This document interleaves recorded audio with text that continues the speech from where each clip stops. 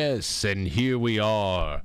Another book club session, another finale. And tonight we're going to get our general thoughts and highlights and get through the wonderful thread and then some extras with our wonderful co-host and guest, Lindsey Scharmyn. Lindsey, it has finally happened. We have finished the book. How are you feeling? I think you're still muted. There she is. I'm kind of sad, honestly. This has been so much fun, and I love this book. And every time I finish any book, I'm kind of sad. This book's even a different kind of sad, though, because it's actually just so disturbing as well. I know. I know. Yeah, it's been so fun. I'm glad we got to do this. Yes, me too. Me too. There's a lot. Now, this is a sad ending just to see the lamenting of a really good party ending. To see, it's still this last section of chapters that we were reading together is just, there's so much acceleration, especially with the attendance at the fair in these last months and weeks, where we get all of the inside baseball on that incredible day where nearly 1 million people came to the fair in one day, where that was a day that George Ferris actually rode his Ferris wheel and observed from the top of the Ferris wheel that there must have been 1 million people down there. And the official toll is over 700,000, but still not that far off. But, there's so much, but the lamenting of it all going away, the last ways that they were really just like, let's squeeze everything we get out of this. What are some of your favorite stories and your favorite parts from this last segment? I really was shocked by how many people seemed to predict how this all would go down in flames. Like it almost, it tickles the conspiratorial part of my mind, because I'm like, were you telling people that you were gonna burn it down? Or was it really just, I know sometimes like our mass consciousness kind of taps into huge events in the future. If you actually look at like the dream records, there's these different ways people were recording dreams and different things before 9/11. Tons of people had these seemingly prophetic dreams about 9/11. Now, most of them would not have said they had prophetic dreams before then, but they did. So it seems like sometimes when a big enough event occurs, it somehow like shocks our psyche and travels in all directions in time and who knows what. So maybe people were really just tapping into that, but now I'm seeming not to be able to find all the people who seem to prophesy that it was going to burn down. Yeah. The whole city. And, that they would rather have it do that. And, here's one on page 322. McKim and Burnham never really believed the fair should be set aflame, but the buildings, in fact, had been designed to maximize the salvage value of their components. Rather, this talk of conflagration was a way of easing the despair of watching the dream come to an end. No one could bear the idea of the white city lying empty and desolate. A cosmopolitan writer said, better to have it vanish suddenly in a blaze of glory than fall into gradual disrepair and dilapidation. There's no more melancholy spectacle than a festal hall the morning after the banquet, when the guests have departed and the lights are extinguished. Later, these musings about fire would come to seem like prophecy. Yeah. I think it was actually the page before that McKim was writing about. I had Burnham that. was maybe saying, yeah. So I had that too. That struck me. It was McKim. Let me see here. I have a couple of those highlighted on 321. Charles McKim disengaged reluctantly. For him, the fair had been a brilliant light for a time, dispelled the shadows that had accumulated around his life. Let's see here. This is his note. Is to say that I'm okay. He left Jackson Park abruptly on the morning of October 23rd, and later that day wrote to Burnham. I love this note. You know my dislike for saying goodbye, and were prepared to find that I had skipped this morning. I say that I was sorry to leave you. To say that I was sorry to leave you, all is to put it only one half strongly is how I feel. You gave me a beautiful time, and the last days of the fair will always remain in my mind, as were the first, especially identified with yourself. It will be pleasant for the rest of our natural lives to be able to look back to it and talk it over and over and over again. And it goes without saying that you can depend upon me in every way as often hereafter as you may have need of me. What a wonderful letter to receive from anyone about anything. Sweet. Oh, hell yeah. I mean, and this is what it was, departures, where everybody is just like, you know what, I just need to leave, because if I start saying goodbye, it's going to destroy me. And then the ultimate thing is, aside from saying goodbye to the people that they worked with creating the fair, it's saying goodbye to the fair itself. And as you had said on 322, here's the beginning of all that. The next day, McKim wrote to a friend in Paris of the deepening consensus among himself, Burnham, and most of the Chicago that the fair was too wonderful a thing to be allowed to simply fall into disrepair after its official closure on October 30th, just 6 days thence. Quote, indeed, it is the ambition of all the concerned to have it swept away in the same magical manner in which it appeared, and with the utmost dispatch. For economy, as well as for obvious reasons, it has been proposed that the most glorious way to be to blow up the buildings with dynamite.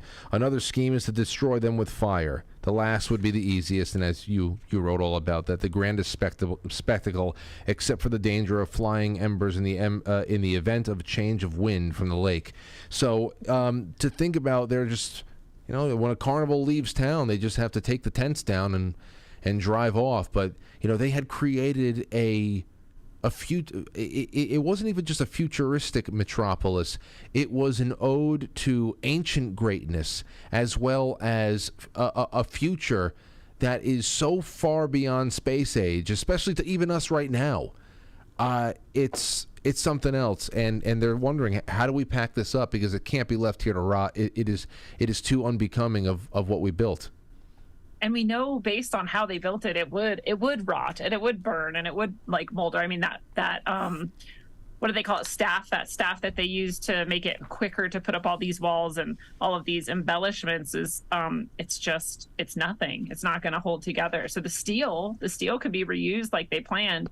I would think the steel could still be reused even if it was in a fire, but I don't know. Maybe that makes it unusable. Maybe it's like weakens it or something. But yeah, you can't just leave it up. It would, and then it'd be a terrifying vision. Just like abandoned, molding, empty white city. And I keep thinking, you know, part of the reason for going to these great lengths and building this huge event and putting all this effort into it and getting all these people there is to, you know, call people to like greater heights, and to, like they've said over and over again, sort of show people like, this is what our vision is for what cities would be like. They'll be clean, and they'll have hospitals, and they'll have childcare, and they'll have clean water and electricity and all of these things. So let's reach higher and not just, you know, sit in our wooden huts and farm. Not that there's anything wrong with that, but like, let's just take it to this higher level. Let's have this common vision.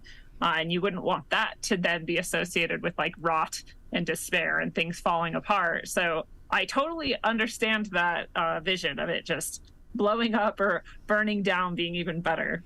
Yes. And you know, going back to the beginning of our reading, Freaks, let's just go there for a second, because I want to go through this and some of the last amazing statistics of attendance and everything else, and then we can get into the apprehension of Holmes and his end and how he managed his persona in the public eye. But Frank Millett, this guy really shined. He came here director of functions. He stepped up his own efforts to promote the fair and arranged an increasingly exotic series of events that I would do anything, Lindsey, to see. And you know, I often on quite frankly, the topics of time travel vacations come up. All right, if you're given a time travel ticket for this, you know, you can go away for a week or a weekend, and it's not like you're going to lose a week of your life. You leave on a Friday, and it'll be like you went to Myrtle Beach for a week. You'll come back the next Friday, but you will just have been in another time. You'll have aged like everybody else. Where would you go? And I often think about Yankee Stadium in the 1930s, or, you know, any number of things. I would be going back to this fair multiple times until I got my fill. Yeah. And for no other reason, it's for things like this. The boat races that they organized in the basin of the Court of Honor that pitted inhabitants of the Midway villages against one another. I mean, we're talking about. Here, look, let's see. People are getting tired of looking at the electric launches. If we can get the Turks and the South Sea Islanders, the Sinhalese, the Eskimos, the American Indians to float about in the Grand Basin in their native barks, it would certainly add some novelty as well as interest to the scene. And then, so aside from having all of these races of people in their canoes and whatever is, belongs to them ethnically, and then the ball of the Midway Freaks. What I would do to be at this ball, it's amazing. What do you think about the ball? Talk about what you thought about the ball. Well, I love too in the races, they said like most of these people didn't have very much clothes on, and that was part of the scandal, right? And same with the ball. They were like dressing people up and covering them up in American flag skirts, right? Because they had to have some semblance of modesty. And I love they put that, who was it? They put on like the dais in the middle of the room with like people fanning him, and I was thinking like that probably doesn't even happen to him, right? But they want to add this like mystique and this exotic touch, whether or not it's realistic or not. I think a lot of it was like that. Like it was cool to bring all these people from different cultures together and have such an event. Nothing like that, as far as we know, had ever been done before. All of that culture and richness from everywhere that you're exposed to, but it's also a lot of it was a little bit fake, a little bit like almost kind of like propaganda, like this is not actually what these people dress like. It's not actually what they dance like. It's not actually what would be doing. Some of it is, though. A lot of it is. But there's also these embellishments just to make it like even more interesting or to make it more modest. Yes. Which was cool, too. But yeah, that would have been so much fun. Is that where we get this third menu as well? They like wind donuts? Yes. No, let's go through this menu. First let's get to this other part in 314 right before the menu. I love this. Men in black dress suits circle the floor, swinging black Amazons with bushy hair and teeth necklaces. Chicago and perhaps the world had never seen anything like it. The Tribune called the ball, this is a quote, the strangest gathering since the destruction of the Tower of Babel. I mean, what a descriptor. Yeah, I love it. The food, of course, wow, relishes, hard-boiled potatoes, international hash, cold dishes, roast missionary.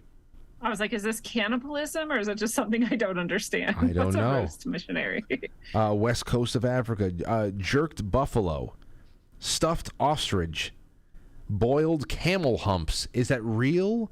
I don't think so. Because remember another time they were like saying that on the Midway they were selling something that was, I don't remember, emu eggs or something, but was actually just chicken eggs. Boiled camel humps. Oh my gosh. Monkeys. I bet it was like pig rump or something. Yeah, something. They have a lot of pig leftovers in town. Monkey stew. Let's see here. Reindeer. That was part of the entrees. Fried snowballs. Fried snowballs. Now, what is that? I want to know what the hell that is. Is it like fried? If it's an entree, it's not a dessert. I'm thinking about fried cheesecake, which I love. But that's not what it is. Crystallized frappe. And then wind donuts. What do you think those were? I bet they're just really airy, light, fluffy donuts, but they're because I think they were trying to emphasize the balloons, like they have the captive balloons. So maybe that's one of the tag-alongs to that theme. And then finally, sandwiches, which I probably would be hanging out around the sandwiches the most. That's probably what I would be doing most of the night if they are exactly the sandwiches that I thought. Then we have Prendergast, whose insanity brings him to the only conclusion that you knew that it was going to bring him to. He is being jilted by the staff of Mayor Harrison, thinking that he was owed something for an election win that he had nothing to do with, and here comes his big, he's going to kill him. And it turns the final days of the fair, which was already very last day of schoolish, saying goodbye to people for the summer, and it was already feeling very funerary, and now it was actually paralleled by a funeral of a very well-liked man. And man, what do you have to say about that? It's so sad, you know, because he's clearly disturbed, and when he goes in to say that, these people have no... I mean, I don't think people always know what's going on. I don't really blame them for anything, but they just had no compassion for him, and instead they kind of made fun of him, and it's still not their fault that is what, like, broke him and made him want to then kill. But it definitely didn't help, you know. But I just think it was a different time. I don't think people understood. I mean, we didn't understand psychopathy. I don't know that we understood, like, mental illness very well either. But it's so sad, and it's sad that, you know, when he does go and break into his house, it's like not hard to do because Mayor, what was his name? I can't remember, but everybody loves him, and he's like a people's mayor. Harrison. And he would let people come into his house and just talk to him about whatever. Like, he wanted to know what was on people's mind. I think that's why he got elected. Like, I think that's why people liked his swagger and his pomp, is like he was just a normal person to them and accessible to them. And so, you know, Prendergast could just go right in because people were like, yeah, that's normal. Come and talk to the mayor. And then shot him. And, you know, they point out too that he had that one bullet, you know, empty in the case or whatever. I don't have the right words for this, in the revolver. Yeah. So that if, like, the gun accidentally went off, he wasn't going to harm himself. So as crazy as he was also very careful, very intentional, and knew exactly what he was doing. So it's hard to then dismiss any of his behaviors to his insanity because he is very careful, very intentional. So it was very sad. It was a really sad way to end it. And, you know, where's the quote where they talk about things just kind of started going bad in other ways too? You know, like here's the workers' revolt on page 335.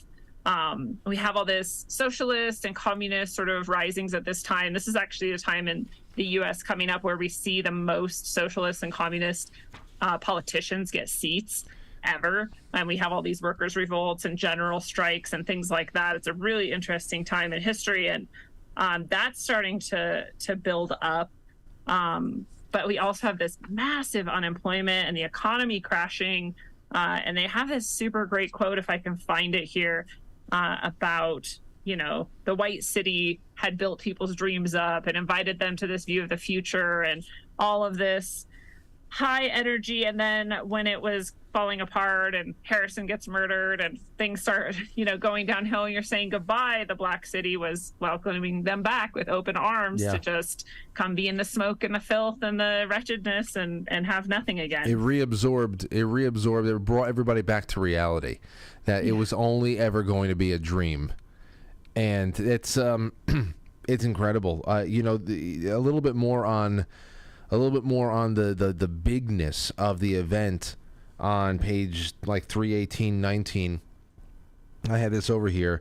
The Wellington Catering Company, which operated 8 restaurants and 40 lunch counters in Jackson Park, had braced for this record day by shipping in 2 train car loads of potatoes, 4,000 barrels of beer, 15,000 gallons of ice cream, 40,000 pounds of meat.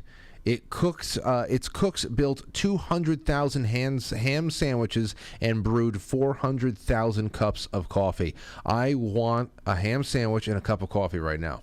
I know. And I was like, it was probably like really way better back then. Everything was just made from real things. It was fresh. It wasn't processed. Like, it's probably delicious. Absolutely. When the news reached Burnham's shanty about the record-setting day, let's see here. There were cheers and champagne and stories through the night. But the best news came the next day when officials of the World's Columbian Exposition Company, whose boasts had been ridiculed far and wide, presented a check for $1.5 million to the Illinois Trust and Savings Company, and thereby extinguishing the last of the exposition's debts. They had finally won. And then everything after that was just all profit, baby. And that was, they went for it. Now, cool. And they had 3 tons of silver that day. 3 tons. 3 tons. Now, what do you have on on Holmes, Cruelty Revealed. This is part 4, and it is just, it's so much. It's so much. I love this character that we get to meet. Is it GETTR? Mm-hmm. Yeah, he is a really cool character. I mean, it's like anything, like, was he actually this way or not? But I really trust Erik Larson actually to do some really good investigative work and have like the right view on things. So he's a really dogged, avid, like, he's not going to quit. He is just so methodical in his way of going about getting Holmes and actually finding it. And there's so many times where you're like, you could never, how are you going to track down? They were focusing now on just the 3 kids that were Benjamin Peitzel's kids. He clearly had killed Benjamin already and talked the mom into letting him take the kids, which is so weird to me right now, but that's what psychopaths do, right? They gain your trust and then take advantage. So he takes these kids, and I mean, who knows? As far as the letters seem to be telling us, they're not like beaten or abused in any way that we can tell, except that they're not really allowed to have fun or freedom or right. But sometimes he seems to spoil them with food even, and like, here's all these treats and here's a pen, and he never sends the letters and no one ever knows where they are, and he changes his name all the time. And like, so this guy GETTR gets to go around to all these cities and go to every hotel, look at their registers, comb through it, try to figure out whether or not he was there, try to put it together based on the letters that they only happened to find because he got on insurance fraud charges, right? And that's why they found the letters. And he just pieces together this mystery piece by piece, and it's incredible the patience it takes to do that. And even when they talk about one of the hotels had like gone out of business, so then he tracks down someone who knows where the records are kept still. Like, it's amazing, especially at that time, I think, when records were not, I think, what we expect them to be now. And he found all of them, unfortunately.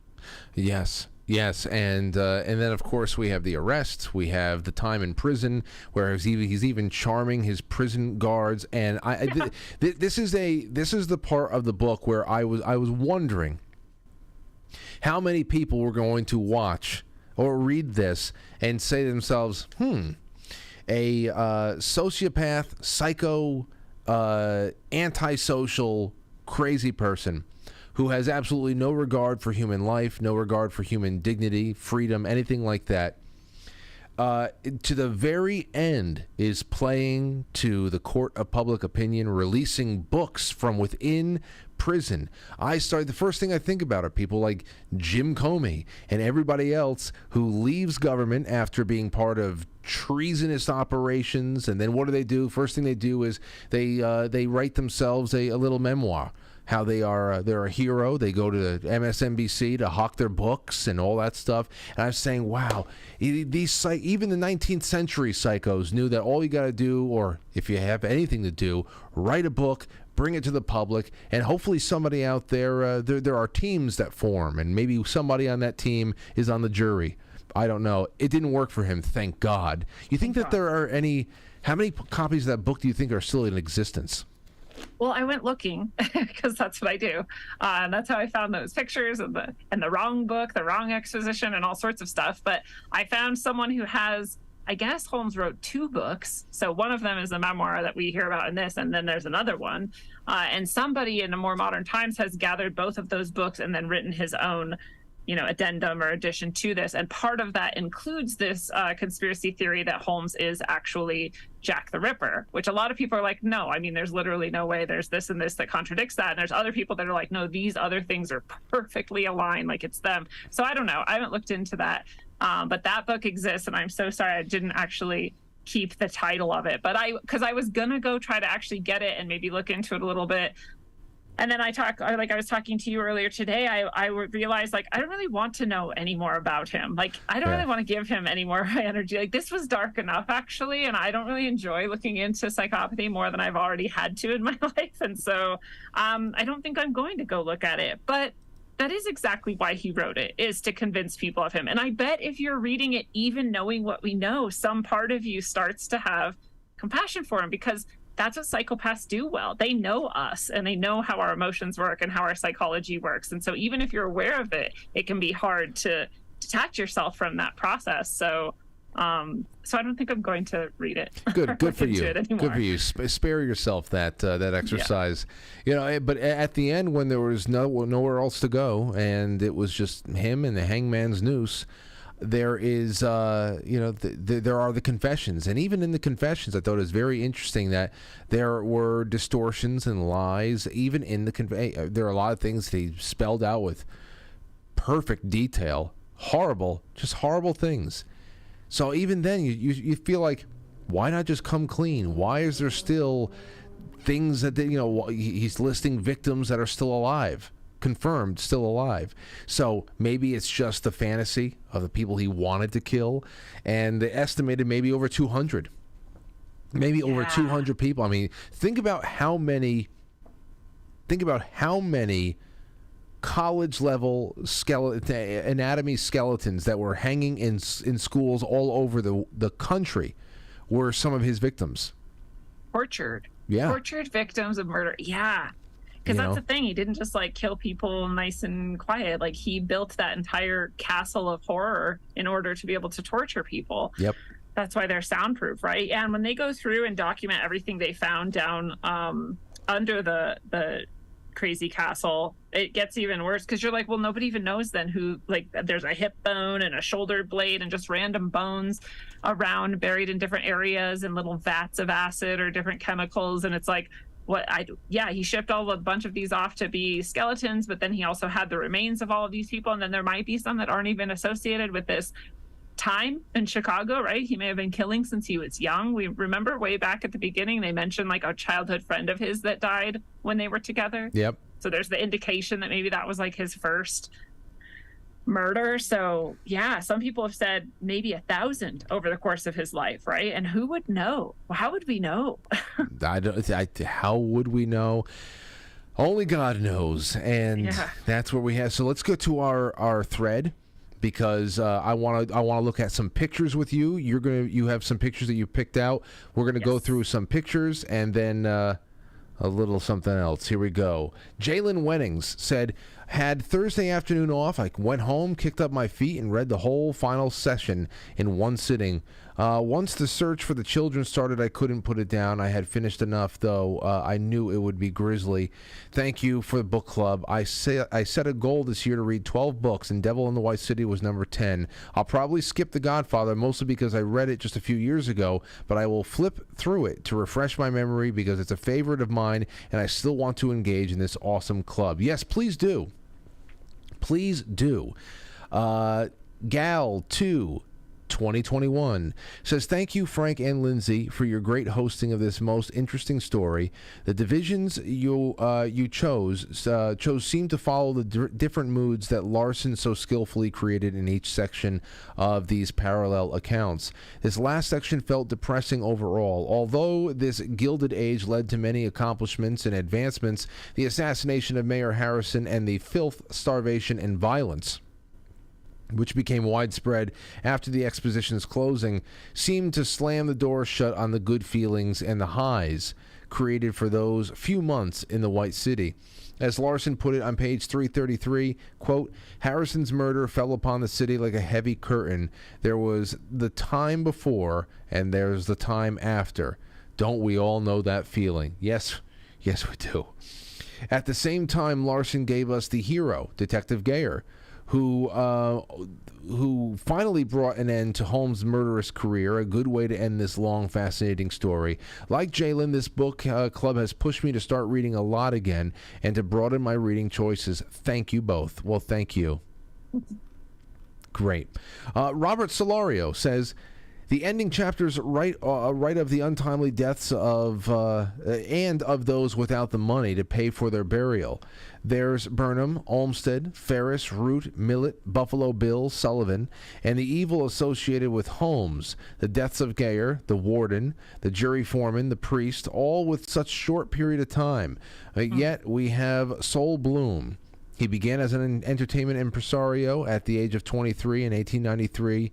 developed the Midway at the 1893 fair. He later served 14 terms in the U.S. House of Representatives from West Side of Manhattan. He was chairman of the House Foreign Affairs Committee from 1939 to 1947, oversaw congressional approval of the United Nations. Ugh. Well, that's not good. Adopted the Zionist plan that mandated Palestine should become the refuge for Jewish victims of the Holocaust. Well, so we see where he was going. Lobbied Truman and recognized the Jewish state of Israel and helped secure Truman Doctrine and the Marshall Plan. Well, then I guess... That was Saul Bloom? Saul Bloom had a... So, I mean, it makes sense because I feel like was always sort of a character that was going for the highest bidder. Yes. So he's just bought and sold. Like, he never had any morals. He was just like, yeah, let's get money. Yeah, and then there you go. I mean, that is essentially the crafting of the post-war world right there. Yeah. The UN, the creation of Israel. I mean, this is globalism at the max. So, wow. Well, there you go. Let's see. I forgot about the curses, too. All the people who died quickly, as homes seemed to perhaps maybe curse them. And I'll just throw in there, too, since that was just brought up, that he didn't let anyone dissect his body. That was really weird. He was like, nope, you just have to bury me. Like, no autopsy. Bloom? No, Holmes, sorry. Holmes, that's right. And he did that, and then a bunch of people who were connected with his case and finding him out and getting him whatever, where they all died. There was seemed to be 6 curses. Crazy. So, yeah. Crazy. Weird guy.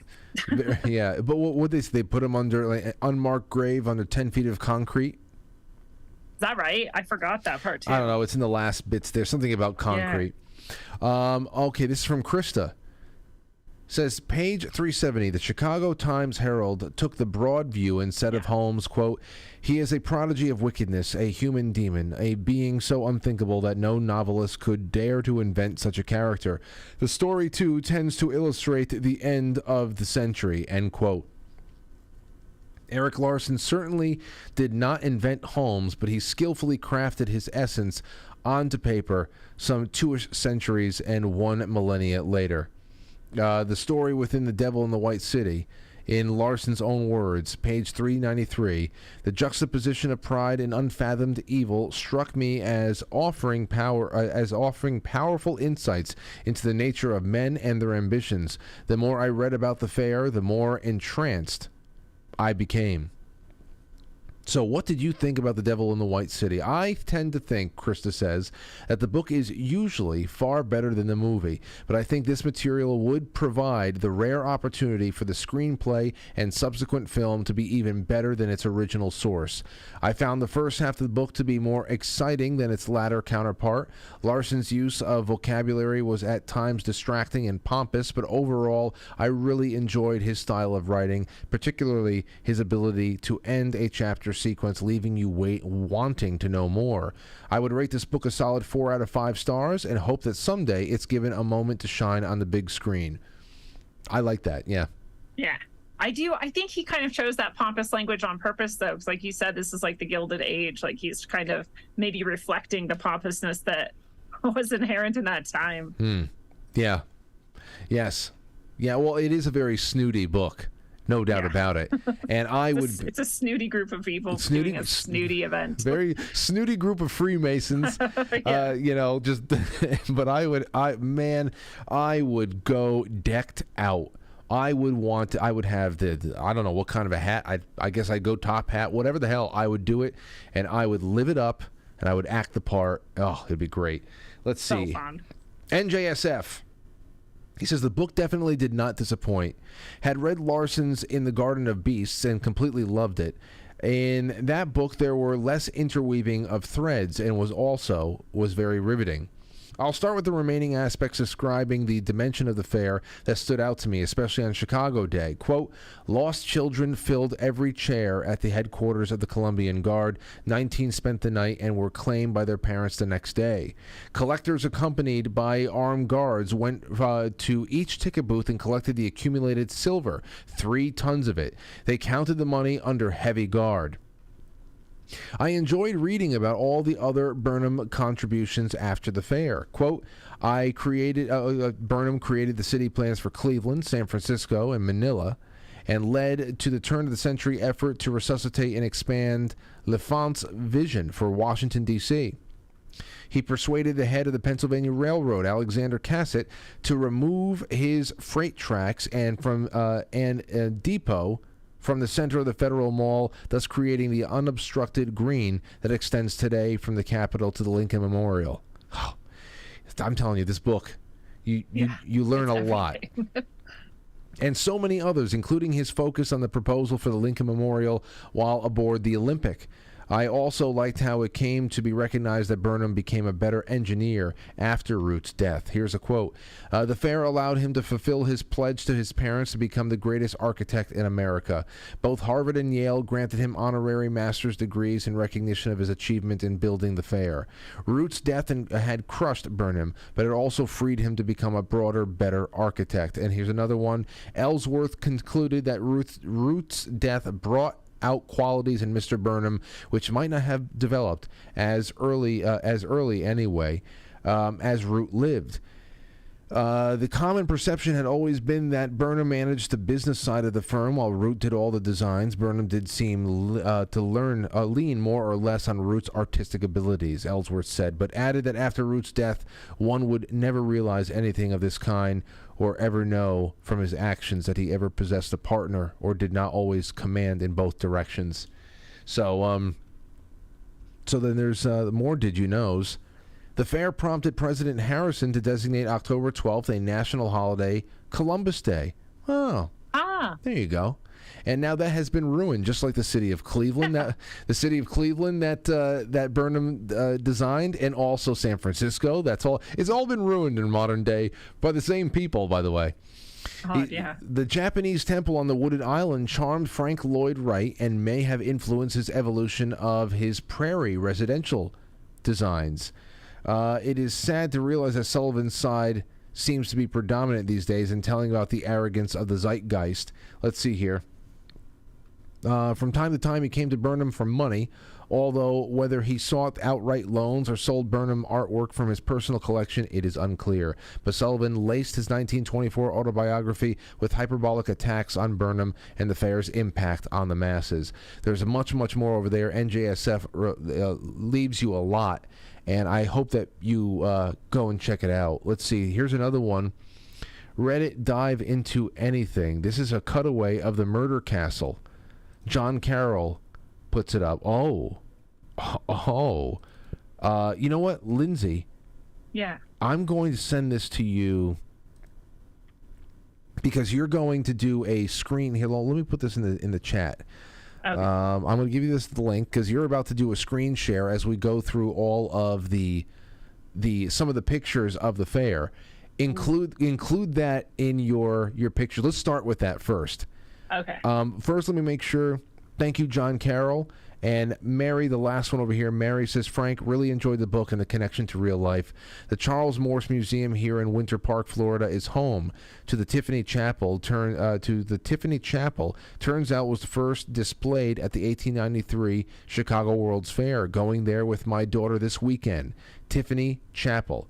Hey, that's fantastic. In 1893, Louis Comfort, Tiffany, exhibited a chapel interior at the World's Columbian Exposition in Chicago that brought him international acclaim a few American artists enjoyed at the time. The chapel interior was installed in the Tiffany & Company, the jewelry firm founded by his father, pavilion in the Manufacturers and Liberal Arts building. And now Mary gets to go see a little piece of history this weekend. That's fantastic. All right. So now let's look at some history. We're at the end here, or almost at the end here. Lindsey's going to take it away. She has some pictures she got. And first we're going to look at this cutaway of what the inside of the murder mansion looked like. John Carroll found this. Go ahead. Right. Let me just bring it up here. All right, can you see that? Let me see here. Screen capture. Ooh. Oh, wait. Side by side. So, boom. Okay, there you go. I put you up full screen. Okay. Creepy. So this is the whole. Yeah, that's super creepy. We're gonna zoom in actually, so we'll just start up here. Oh, you can actually even see the Ferris wheel up here in the corner. Oh, that's yeah. Funny. And the elevated train that goes right by. Is that how close the elevated train was to his? It could be, and he must have liked Wow. it too because it creates a lot of extra noise. We even have this room here where someone's trapped and there's like a gas or tube or something going through the vent from above. That must be the sealed closet. The sealed closet. Creepy. I mean, there's this little room with just a bed in it, and that's what people were talking about, right? There's all these hidden nooks and crannies. Here seems to be like how would you even access this little in-between space? But there's a hole coming down. Someone's falling down. Who knows to where? Maybe all the way to the basement, which is way down here, full of all sorts of holes and acid, and the oven that he incinerated people, the bodies, the skeletons that he put together. I don't know how accurate this is, but it definitely fits the general description of what we've been given. Wow. There's just body parts and bins, and I mean, this was all dirt down here, like a lot of cellars were, right? So that who knows what could be even buried further down. On the first floor here, you can see all the little shops. Wow. Mixed in with various levels of murder and access points that maybe he had to different rooms. Oh God, it's just so. It's just so grisly because who knows how accurate this really is. But from reading the book, this is the kind of like just claustrophobic, dark, dingy building I thought of, where you just have these narrow hallways. Some of them lead to nowhere, dead ends all over the place, and just trap doors and things that are there ready to just bring you to an early end. Look at all the bodies in the bed. Oh my gosh. Wow. Yeah, so that's the whole thing, and we were just zoomed in to look even closer. Wowee. Yeah, so that's creepy. Yeah, good job whoever created that. Reddit's amazing for those things. That's it. Okay, so now. All right. Now on to some of your picks. Yeah, let's look at the actually pictures this is from the book that I found on the you can get it at libraries, and you could buy it, and you can also, this was from archive.org, and so on archive.org is basically like the internet's library. They try to shut it down all the time, but they haven't succeeded yet. And you can make an account there and you can check things out. So these are some of the pictures that I just chose because I loved them from that book. This is the construction, and you can see, so like here's this giant dome here from the Manufacturer and Liberal Arts Building, what would be the Manufacturer Liberal Arts Building. You can see like these tiny houses underneath are actually pretty big houses. Yeah, I mean, they're the just scale dwarfed in comparison. Like, it's amazing. Here's a man, if you can see him standing here next to these huge beams that were part of that same building. So this is just the construction phase, just of the steel structure itself, which is really all those buildings were. Like we said, the rest of that was just sort of, some boards maybe and some bricks maybe, but mostly that staff stuff that's so weak. This is the fair at night. This is over the railways. They had that central, multiple lines of railways that would bring people in and out at the transportation area. And it was just ringed with all of these lights blazing at night, which again, to people at that time, they'd have gas lights here and there, but nothing like this. This is the first, most people, this is the first time they ever saw electric light. And, so cool. it must have literally been like walking through some magic act. I love how it just glows in all these old like that court of honor. There's a lot of readily accessible pictures of that glowing at night, and I just love it. Oops. Yeah, that aura that's kind of around the lights because of the photography of that time is really pretty, actually. Look at that. This is workers finishing the machinery building and the administration building on the left here. And I just love this because you can see all the detail that went into this, even though it's temporary. It's a temporary structure, but you can see all of the pillars have all of those perfectly ridged lines, and there's all of this ornate decoration going onto the walls here. And just like you would see in like ancient Greece or, in Rome and in these different places, even though it's just basically plaster, and over here on the right, we see these same workers making these, friezes out of the plaster, out of the staff. And again, people will criticize this and go, yeah, right, how could they do all that? Like, these people are all just artisans. And it says here they actually used gelatin molds or something. Is that this one? Yeah, gelatin molds to make multiple copies. So they really only had to make one mold, and then they would pour the stuff in, and they would just make all these different, and they just place it all over the fair on various different buildings. Yeah. It wasn't that hard once you had the mold. That would have been the hardest thing to make. So I thought that was cool to see a little light into their experience here. This was cool too. This is a Paris-style building, whatever. I don't even remember reading about that. But up here we see all these figures, these statues, also made of the same stuff. It's a staff, it's poured into a mold, and it's just crafted this way. All of these figures out here, but there's 48 of them. There's one for each state. So I thought that was cool. And it's just a very beautiful, you can see the way people were dressed. Like we talked about before, they're in their Sunday's finest when they go to the fair. This is the whole court of honor. Look you at can that. understand can you why put, people is there any way that you can expand that a little bit? That just like you see the magnification. There you go. Perfect. And I think this is Big Mary here over on the right. That's Big Mary, yeah. And this is the Great Basin. So they dredged all of this, right, to make it perfectly uniform like that. That's where all the boat races were. So cool. I mean, I can understand why people would become silent and maybe start crying. Hey, that this was not the United States to them, right? Like, this is a completely different world that was built in order to have this event. But really beautiful. You can see that uniformity that they decided on, where you might have whatever dome rise up higher, or whatever different spires rise up higher, but they all have the same height here, where everything rises up to that level, or whatever that's called. Yes. The outer ledge. Super beautiful. And in each of these, there's not that many people here, but remember, they might have been taking these right at the beginning, right? When there wasn't that high of attendance still. Here's another of the Great Basin, and this is the this is the agriculture building. Can you blow that up a little too? Look at that. That's just it's like this is not in America. That's like Venice or something. Yeah. And I just want to hang out in a boat there. Why can't we have something like this? Like, that just sounds like fun. What's up next? This is the park. This is one of the only pictures I found that showed any of what Olmsted did. So I wanted to include that so we could see some of what he tried to have, with the plants and the different accents outside where people could hang out in nature. I didn't see any of the ducks or the birds or any of that, unfortunately. This is just amazing.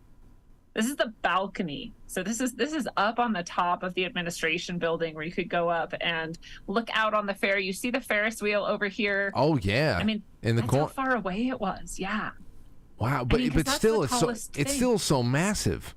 Yeah, it's so massive. I mean, this statue is massive. Like, and that's up on the roof, right? That's up on the top of the administration building. So, yeah, that's how big the Ferris wheel is, and just how big the grounds were. That you can look that far away, see a Ferris wheel that big, and think, oh, I'm going to walk over there and go for a ride, right? Mm-hmm. Yeah, now that is a Death Star of a building. This is literally the Death Star. This is the liberal arts building, of course, like the largest interior space ever created that we know of. And here in the foreground is the wooded island as well, which is, again, the next only other picture I could find of Olmsted's work, what he tried to create there with that natural beauty being embedded in the scenery there. And here's that Japanese building that they allowed, and a couple of the tents that they allowed on the wooded island, but it did stay pretty empty for him, so that's cool. But there's that building dwarfs everything. And look how tiny the people are compared to this massive structure. Yeah. Yeah. There's the women's building. So first one up. And I feel like it's the least ostentatious. Like, it's nicely done. It's classic. It's beautiful. It's got some statuary and things, but it's not.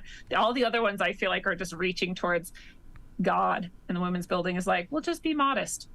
This is not a normal building. And you see the Ferris wheel again there in the distance. Mm-hmm. I didn't find a single picture that was just the Ferris wheel, you know? This was interesting. This doesn't seem to fit the style at all. It doesn't seem to fit the theme, but it's because it's the agriculture building, and there is a log or a beam around I think the perimeter here. Each of them are from a different state. So they were really trying to like bring the whole country together and building this building, and it's all just wooden because it's the agriculture building, or the forestry building, I should say. So every state gave at least one tree worthy of a beam. Yes. Okay, gotcha. So that was kind of cool. I liked that, even though it's very different from the rest of it, and the grounds are very unfinished. I feel like Olmsted would cry if he saw this. Yeah. Look at, like, again, that doesn't look like fine arts building.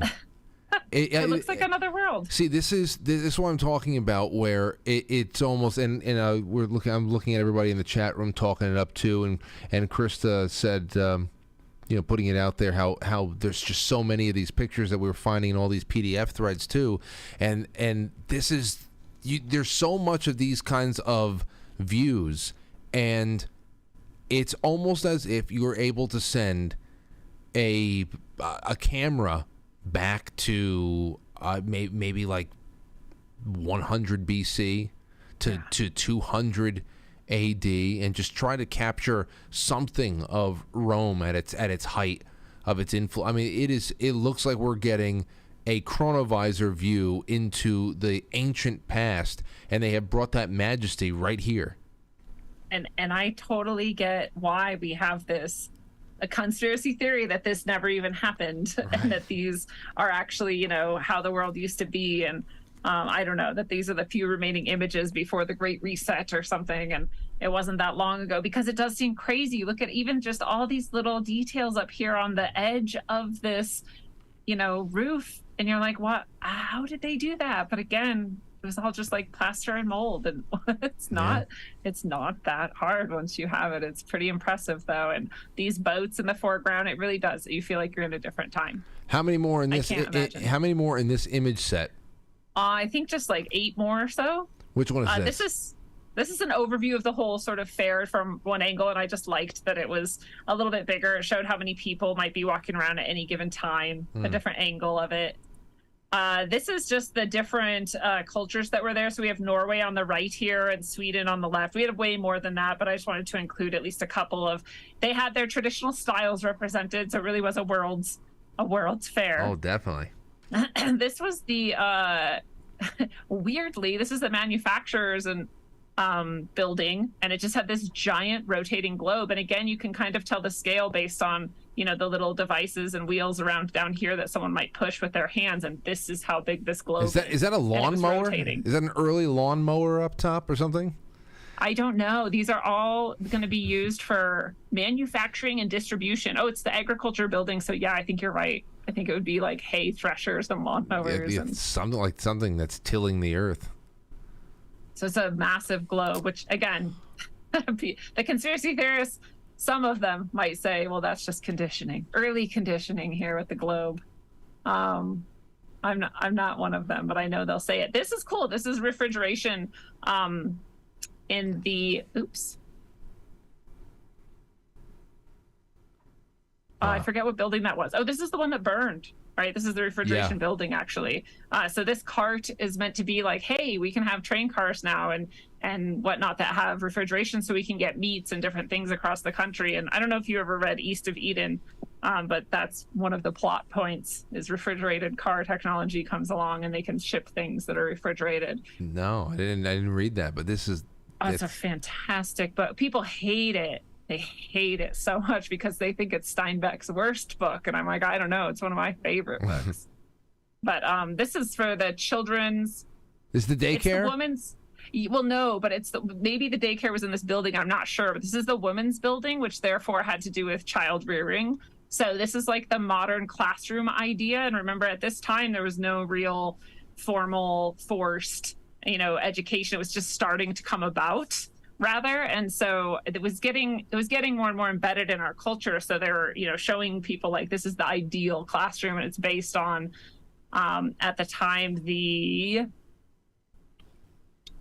education of children from, I forgot, I thought they said what culture, Swedish traditional education, which is very hands-on and crafting and creating things. And so that was the classroom. And here is the nursery then, where we start having babies put in pens and kept in their little, what do they call them? I can't remember. Like a cribs. Cribs, so that was all new, right? That you're like separate from your baby and that you put it away and that you go walk away somewhere else. That was the modern way. So they have that all on display. Here's the one good picture of the Ferris wheel that we see over here, just showing how massive it is, that it towers over everything. I don't know why there's not more good pictures of it. My goodness. And here's just another overview. Here's some of the South Islanders waiting to perform. Fantastic. What's this one?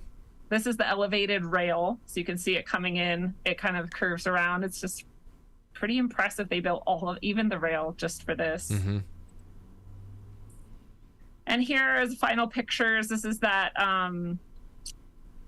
one of those big events that drew a lot of people towards the end there, and everybody's gathered on the banks here. There's almost nowhere left. They had described you can't even like picnic anymore, and people are just kind of packed in. And this was the final picture. I think this is actually what the cover has on it of the book, and this is that white city at night in the court of honor being illuminated right at the Great Basin. I loved how in some that's great. Thank you so much for that, Lindsey. I love how in so much of this what we've read that they weren't afraid to stay up late. That there was one night that the festivities didn't stop until 4 a.m. the next day. So I'm glad that they weren't too prude when it came to really jazzing up the nightlife there. So as a conclusion, I got you a little something that you got to open up now on air. I want you to find it. Oh, here it is. So Lindsey does not know what I have got her right now, and I want there you go. I pre-opened it, but I didn't look. Okay. So I'm opening it now. So